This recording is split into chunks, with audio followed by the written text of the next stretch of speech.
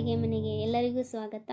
Please ಎಲ್ಲರೂ ನಮ್ಮ ಚಾನಲನ್ನು ಸಬ್ಸ್ಕ್ರೈಬ್ ಮಾಡಿ, ಶೇರ್ ಮಾಡಿ, ಹಾಗೆ ಕಮೆಂಟ್ ಮಾಡಿ.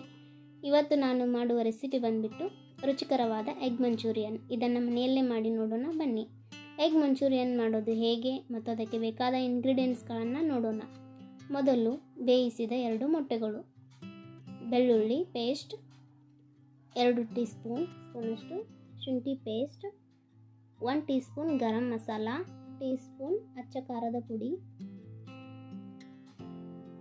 ಕೊತ್ತಂಬರಿ ಸೊಪ್ಪು, ಕರಿಬೇವಿನ ಸೊಪ್ಪು, ಚಿಕ್ಕದಾಗಿ ಕತ್ತರಿಸಿದ 1 ಈರುಳ್ಳಿ, 2 ಹಸಿಮೆಣಸಿನಕಾಯಿ ಕಟ್ ಮಾಡಿದ, ಕಡಲೆ ಹಿಟ್ಟು 1/2 bowl, corn flour 1/2 bowl, kebab powder 2 tea spoon ಮತ್ತು ರುಚಿಗೆ ತಕ್ಕಷ್ಟು ಉಪ್ಪು ತೆಗೆದುಕೊಂಡು